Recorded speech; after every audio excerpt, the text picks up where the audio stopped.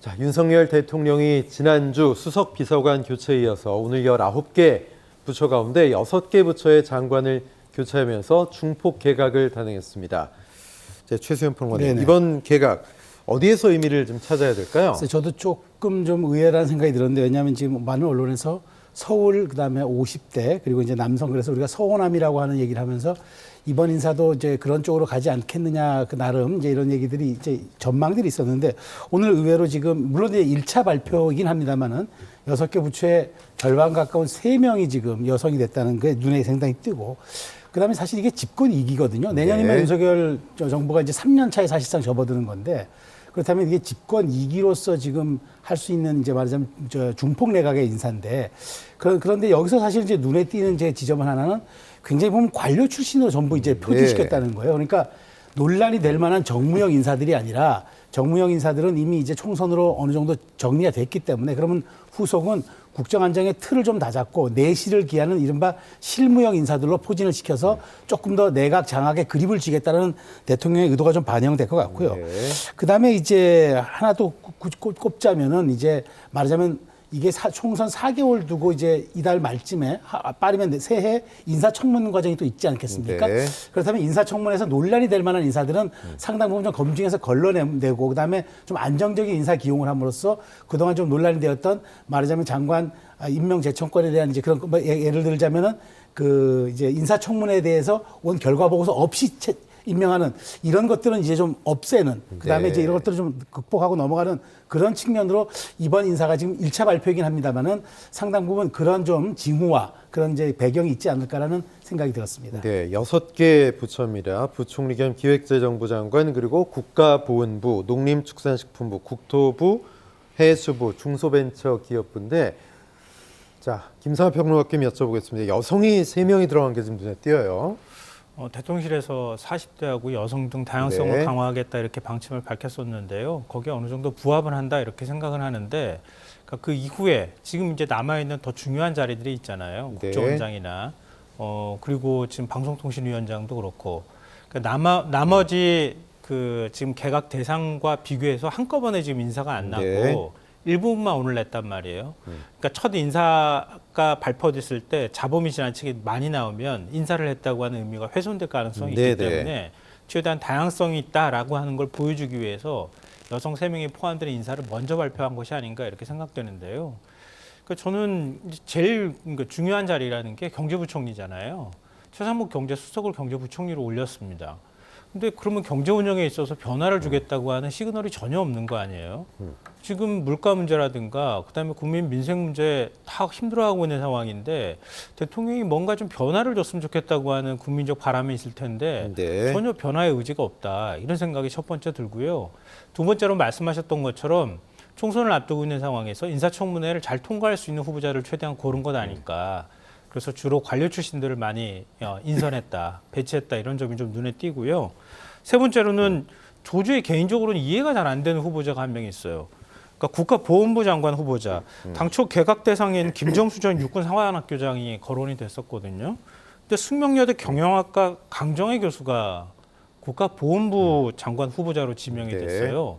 근데 보훈에 대한 경영학과니까 뭐 보훈에 대한 전문성이 있다고 보기는 어려우니까 대통령실에서 아마 언론에다가 그렇게 얘기했던 것 같아요. 부친이 6.25 참전용사다. 네. 그리고 시할아버지가 독립유공자다.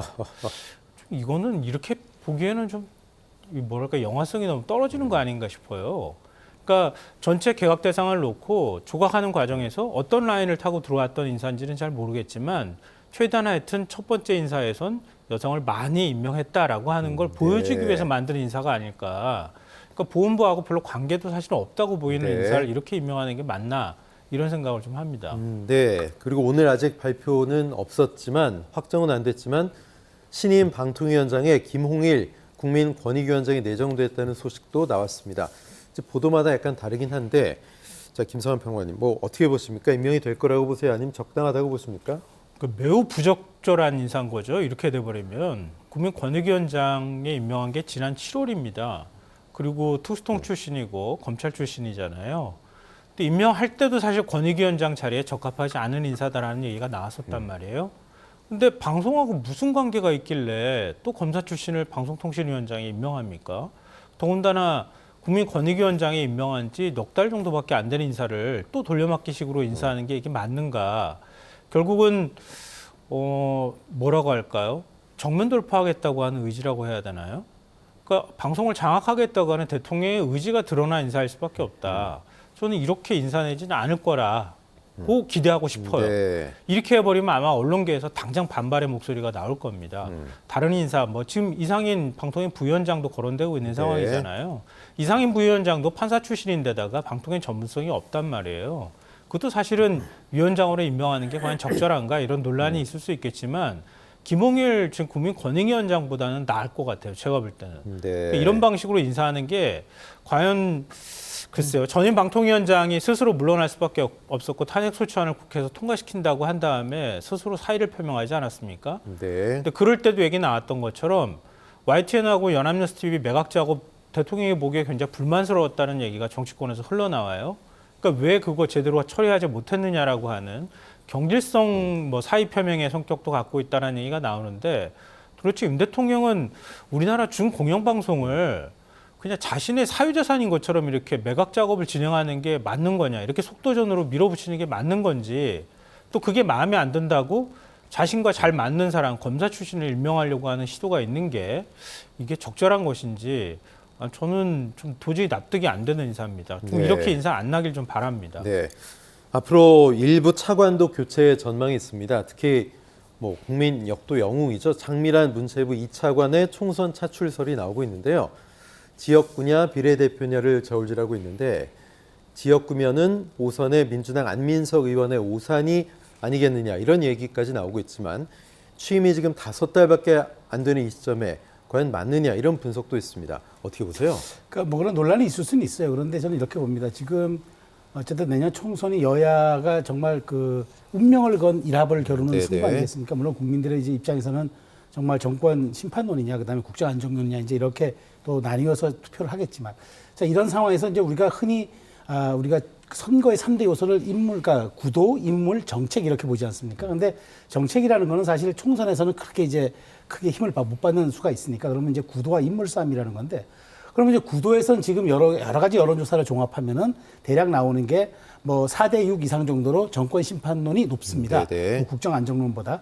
자, 그렇다면 이제 여권 돌파할 수 있는 카드는 무엇일까요? 그럼 이제 인물 중심의 말하자면 라인업을 짜는 게 총선 전략으로서 가장 유효할 겁니다. 자, 그렇다면은 이제 물론 이제 짧은 시간 한 6개월 정도 차관시켜 놓고 바로 징발해서 총선 내는 게 맞느냐. 물론 인사는 나지 않았습니다만은 그런 논란이 있을 수 있으나 일종의 우리가 스타 장관들 혹은 이제 이 윤석열 정부를 상징하는 좀 명망성 있는 그런 인사들을 전면에 포진시켜서 총선을 치른다? 저는 여권이 할 수 있는 전략이라고 봐요. 그래서 일종의 지금 정부에 있는 말하자면 스타 장관이라고 지칭되는 그런 사람들과 이렇게 인지도와 명망성이 높은 대중적인 호감도가 높은 인사들을 쭉 이제 차출해가지고 굉장히 상징성 있는 지역구에 벨트화를 시킨다면은 저는 여권이 돌파할 수 있는 유효한 카드. 이건 사실 선거 전략으로는 굉장히 필요한 그럴 수 있는 사안일 수 있기 때문에 이걸 가지고 옳다 그르다의 논쟁보다는 이번 총선 구도가 그러면 여권으로서는 인물 중심의 구도로 치러보겠다는 것이고 야당은 그러니까 정권 심판론을 앞세워서